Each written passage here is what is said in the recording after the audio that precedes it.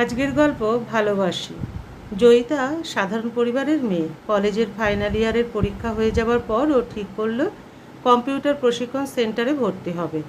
জয়িতার দিদি পুষ্পিতা বলল, তুই ভালো ডিসিশন নিয়েছিস। আজকাল তো চাকরি পেতে কম্পিউটার জানলে সুবিধা বেশি। আমিও চেয়েছিলাম, কিন্তু বিয়েই হয়ে গেল কলেজ পাশের পর। জয়িতা তখন বলল, তুই এখনও শিখতে পারিস রে।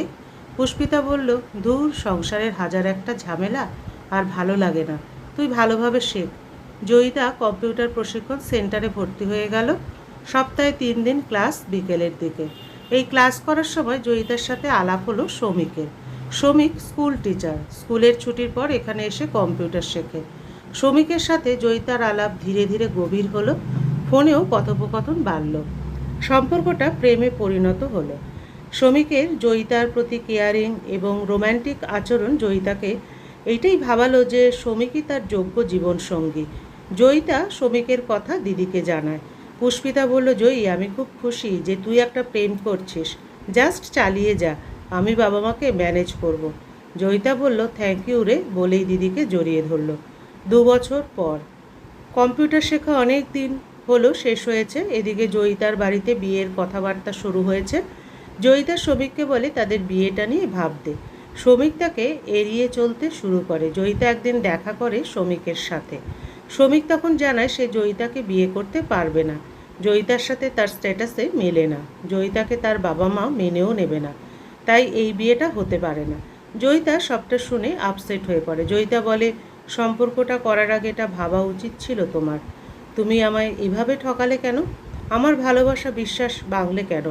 কিছুক্ষণ কথা কাটাকাটির পর শ্রমিক জয়িতাকে অপমান করে। জয়িতাকে চলে যেতে বলে। পুষ্পিতা সবটা শুনে জয়িতাকে সান্ত্বনা দেয়। এদিকে জয়িতার বাবা একটি ছেলের সাথে জয়িতার বিয়ে স্থির করে। জয়িতার মতামত জানতে চায়। জয়িতা রাজি হয়ে যায়। পুষ্পিতা বলে, তুই একবার ছেলেটার সাথে কথা বলতে পারতিস, তারপর রাজি হতিস। জয়িতা বলে ওঠে, আমার আর কিছু জানার নেই, কিছু দেখার নেই। আমার গোটা জীবনটাই এলোমেলো হয়ে গেছে আজ। কয়েক মাস পর জয়িতার বিয়ে হয়ে গেল। ছেলেটির নাম অনিশ।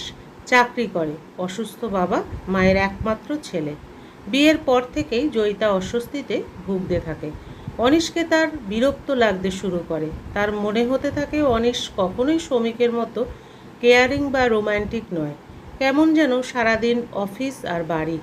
অনিশের অসুস্থ বাবা মাকে সেবা করা আর অনিশদের বাড়ির কাজ, এসব করেই নিজেকে ব্যস্ত রাখার চেষ্টা করে জয়িতা। অনিশ বহুদিন ধরেই জয়িতার এইসব লক্ষ্য করতে থাকে। সে এও খেয়াল করে জয়িতা কেমন যেন মনমরা হয়ে থাকে সব সময়। একদিন জয়িতাকে ডেকে জানতে চায়, আচ্ছা, তুমি কি এই বিয়েতে অসুখী? তোমার কি আমাকে ভালো লাগেনি? তোমার কি কোনো অসুবিধা হচ্ছে? প্লিজ জয়িতা, আমাকে সবটা বলো। আমাকে তোমার বন্ধু ভেবে বলো। অনিশ আবার জয়িতার হাতে হাত রেখে বলে, তুমি আমায় বন্ধু ভেবে তোমার সমস্যার কথা একবার বলো।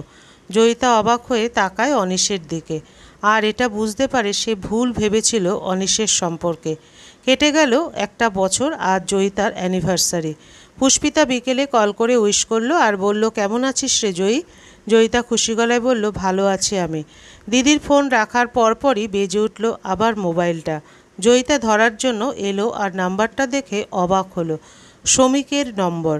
জয়িতা ওদের ঘরের লাগোয়ায় বারান্দায় গেল। ফোনটা ধরল। ওদিক থেকে শ্রমিক জয়িতার কাছে ক্ষমা চাইল আর বলল সে জয়িতাকে ফিরে পেতে চায়। ওদিক থেকে অনিশ একগোছা সাদা গোলাপ নিয়ে ঘরে ঢুকলো আর জয়ী বলে ডেকে উঠল। জয়িতা বারান্দা থেকে দেখতে পেল ওদিকে ফোনে শ্রমিক তাকে বারবার ফিরে পেতে চায়, এমনটাই বলতে লাগলো। জয়িতা তখন বলল, শ্রমিক, তুমি অনেক দেরি করে ফেলেছ, আমার পক্ষে আর সম্ভব নয়। শ্রমিক বলে উঠল, আমি তোমার জন্য অপেক্ষা করছি, তুমি যেদিন চাইবে সেদিনই এসো। জয়িতা বলল, শ্রমিক, আমার জন্য আমার হাজব্যান্ড অপেক্ষা করছে, এখন আমাকে তার কাছে যেতে হবে, আমি ফোন রাখছি। বলেই জয়িতা ফোনটা কেটে দেয়। তারপর বারান্দা থেকে ঘরে ঢোকে। অনিশ কাছে আসে আর জয়িতাকে কাছে টেনে নিয়ে গোলাপগুলোকে সামনে ধরে বলে, জয়িতা, ভালোবাসো আমায়? জয়িতা লাজুক হয়ে ফিসফিস করে অনিশের দিকে তাকিয়ে বলে, ভালোবাসি।